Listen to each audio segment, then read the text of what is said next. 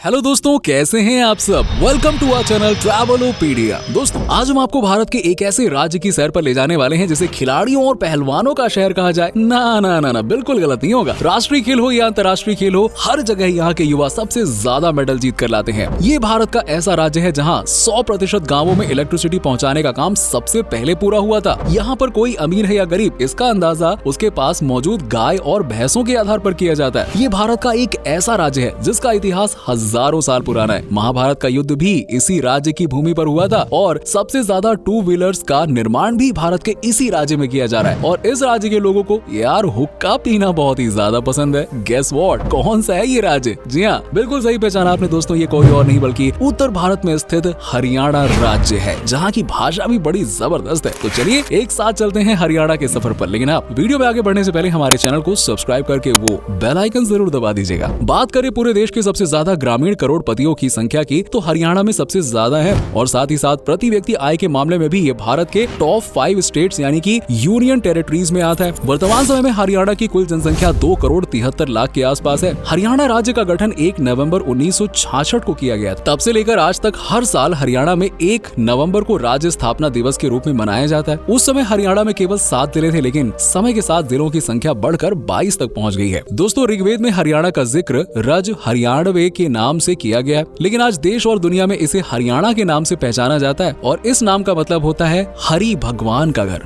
बड़ा अच्छा नाम है ना दोस्तों। हरियाणा में भी कई भीषण युद्ध हुए हैं और महाभारत काल के दौरान कुरुक्षेत्र का युद्ध भी हरियाणा में ही हुआ था, जिसमें कौरव और पांडवों की सेना आमने सामने थी। इसे धर्म और अधर्म के सबसे बड़े युद्ध के तौर पर जाना जाता है। इतिहास की किताबों में आपने पानीपत के 3 युद्धों के बारे में तो पढ़ा ही होगा। भाई मार्ट साहब बहुत पूछते थे, बताओ कौन सा युद्ध कब लड़ा गया। चलिए हम बता देते हैं आपको, आज एक बार रिवाइज करवा देते हैं। दोस्तों, सबसे पहला पानीपत का युद्ध 1526 में हुआ था। इसके बाद सन 1556 में और सन 1761 में भी पानीपत का युद्ध इसी धरती पर हुआ था। दोस्तों, हरियाणा की बोली भारत में सबसे अलग मानी जाती है। यहाँ के लोगों की बोली थोड़ी सी खड़ी होती है, मतलब अखड़ टाइप की आप समझ लो, जिसमें ब्रज भाषा का भी आभास देखा जा सकता है। ठेठ हरियाणवी भाषा तो भाई मतलब क्या बोलूं, बात ही अलग होती है। इनके बोलने के लहजे के कारण कई बार तो भैया बातों बातों में लड़ाई हो जाती है, लट्ठ चल जाते हैं। हालांकि हरियाणा की ऑफिशियल लैंग्वेज हिंदी है और साथ में पंजाबी को राज्य की दूसरी ऑफिशियल लैंग्वेज का दर्जा प्राप्त है। हरियाणा की गिनती भारत के सबसे अमीर और समृद्ध राज्यों में की जाती है। इस राज्य की जीडीपी करीबन 120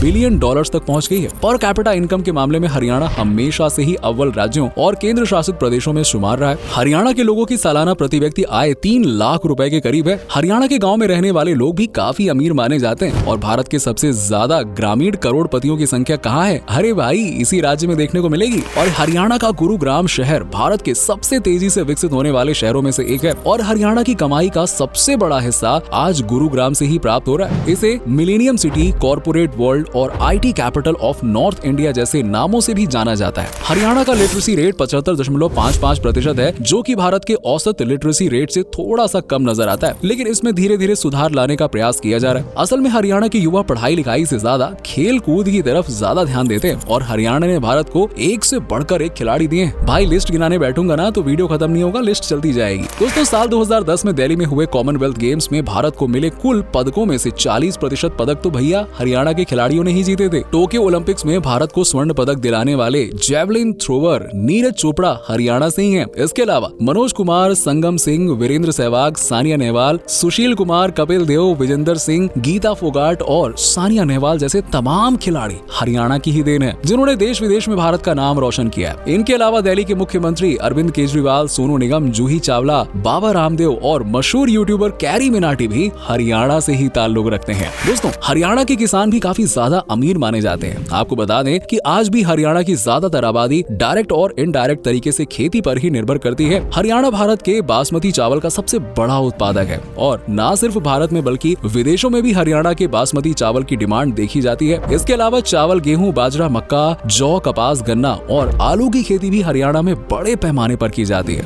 इसके अलावा हरियाणा में लोग सदियों से गाय और भैंस पालते आए हैं। गाय भैंस को हरियाणा में जानवर नहीं बल्कि परिवार के सदस्य की तरह ट्रीट किया जाता है। जी हाँ, मुर्रा प्रजाति की भैंस सबसे अच्छी प्रजाति की भैंसों में से एक मानी जाती है, जो हरियाणा में पाई जाती है। हरियाणा के लोगों को दूध, दही और अन्य मिल्क प्रोडक्ट्स खाना सबसे ज्यादा पसंद होता है, इसीलिए यहाँ हर घर में शुद्ध घी और दूध, दही और मक्खन मिलता है। इसमें कोई कॉम्प्रोमाइज नहीं होगा भाई साहब। हरियाणा एक साल में करीबन 85 लाख मैट्रिक टन दूध का उत्पादन करता है हरियाणा टेक्नोलॉजी के मामले में अभी थोड़ा पीछे रह गया है। सीमेंट, ऊन, चमड़ा, plastic, cars, motorcycles, bicycles, tractors के निर्माण में भी हरियाणा भारत के टॉप राज्यों में शुमार है। हरियाणा में प्राकृतिक संसाधनों की कभी कोई कमी नहीं है। लाइमस्टोन, स्लेट, डोलोमाइट, ग्रेफाइट और क्वार्ट्ज जैसे खनिज यहाँ बहुत अच्छी मात्रा में पाए जाते हैं। वहीं हरियाणा भारत का पहला राज्य बना था जहाँ प्रत्येक गाँवों में बिजली की सुविधा पहुँचाई गई थी। हरियाणा की छोरियां भी काफी खूबसूरत मानी जाती हैं। जी हाँ, ये न सिर्फ खूबसूरत होती हैं बल्कि शारीरिक रूप से मजबूत भी होती है। आज हरियाणा की छोरियां हर मामले में लड़कों को टक्कर दे रही हैं, या फिर कहें कि लड़कों को पीछे छोड़ के आगे निकल रही हैं। अरे यार, आपने वो दंगल फिल्म का डायलॉग नहीं सुना? अरे हमारी छोरी छोरों से कम है के?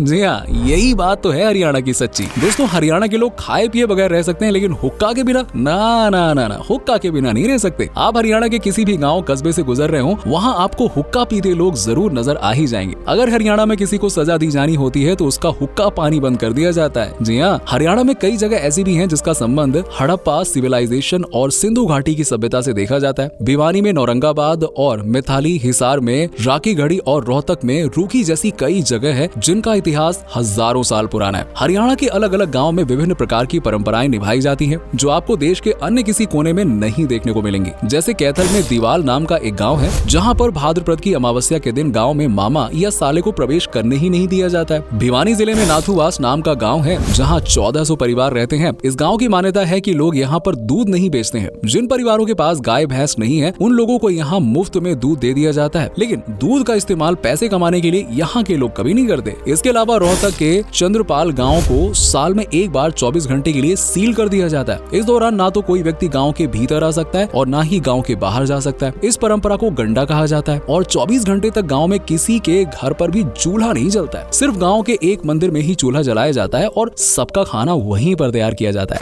हरियाणा का खाना भी काफी स्वादिष्ट होता है। यहाँ के लोगों की सुबह की शुरुआत चाय और लस्सी के साथ होती है। हरियाणा की प्रमुख डिशेज में सिंगरी की सब्जी, हरा धनिया चोलिया, कढ़ी पोखरा, मालपुआ, मीठे चावल, बाजरे की खिचड़ी, मीठी गाजर और अलसी की पिन्नी आदि शामिल है। हरियाणा अपने लोक नृत्यों के कारण भी काफी प्रसिद्ध है। रासलीला, फाग डांस, ढाफ, धमाल, खोरिया हरियाणा के प्रमुख लोक नृत्यों में से एक है। इनके अलावा हरियाणा के फरीदाबाद में हर साल 1 से 15 फरवरी तक सूरज कुंड मेला का आयोजन किया जाता है, जिसमें देश विदेश से लोग अपना सामान बेचने के लिए आते हैं और लाखों की संख्या में सैलानी इस मेले में शिरकत करते हैं। पिंजौर में हर साल एक मैंगो फेस्टिवल का आयोजन किया जाता है, जिसमें आमों की सैकड़ों प्रकार की वेराइटीज का आप स्वाद चख सकते हैं। इसके अलावा दिसंबर के महीने में पिंजौर हेरिटेज फेस्टिवल का भी आयोजन किया जाता है। अंबाला में गोपाल मंचून फेयर धूमधाम से मनाया जाता है। इसके अलावा महाभारत फेस्टिवल, लोहड़ी और बैसाखी जैसे त्योहार तो भाई यहाँ क्या ही कहना यार, बहुत धूमधाम से मनाए जाते हैं। दोस्तों, हरियाणा घूमने के लिए भी बहुत ही शानदार जगह है और हरियाणा की सरकार अपने यहाँ टूरिज्म सेक्टर को बहुत ही मजबूत करने की दिशा में लगातार काम कर रही है। चलिए आपको बताते हैं हरियाणा में आप कौन कौन सी जगह घूमने के लिए जा सकते हैं। चंडीगढ़ को हरियाणा की राजधानी होने का गौरव प्राप्त है। हालांकि ये एक केंद्र शासित प्रदेश है, लेकिन यहाँ घूमने की ढेर सारी जगहें हैं। सुखना लेक यहाँ की सबसे प्रसिद्ध झील है। ये एक मानव निर्मित झील है जिसकी लंबाई लगभग 3 किलोमीटर है। यहाँ पर आप बोटिंग का आनंद ले सकते हैं। रॉक गार्डन चंडीगढ़ का एक और आकर्षण का केंद्र है। ये पूरा पार्क वेस्ट मटेरियल से तैयार किया गया है। साथ ही रोज गार्डन में 1600 से भी अधिक प्रकार के गुलाबों के फूल की प्रजातियां आप देख सकते हैं। इसके अलावा चंडीगढ़ में leisure valley, Japanese garden, garden of fragrance, musical fountain park, topiary park आदि मुख्य पार्क हैं। गुरुग्राम में भी घूमने के लिए काफी सारी जगहें हैं। आपको यहाँ सुल्तानपुर नेशनल पार्क जरूर विजिट करना चाहिए, जहाँ 250 से भी अधिक ज्यादा प्रकार के देसी और प्रवासी पक्षी आपको देखने के लिए मिल जाएंगे। अपने दोस्तों और फैमिली के साथ आप पिकनिक पर जाना चाहते हैं तो डमडमा लेक जा सकते हैं। पहाड़ियों के बीच में मौजूद ये लेक प्रकृति का खूबसूरत नजारा पेश करती है। अरावली बायोडायवर्सिटी पार्क भी घूमने के लिए बहुत अच्छी जगह है। लेजर वैली पार्क में लोग रोजाना सुबह और शाम जॉगिंग और वॉकिंग के लिए जाते हैं। फरूक नगर फोर्ट और हेरिटेज ट्रांसपोर्ट म्यूजियम में भी आपको काफी कुछ जानने का मौका मिलेगा। कुरुक्षेत्र का भी अपने आप में एक ऐतिहासिक और धार्मिक महत्व है।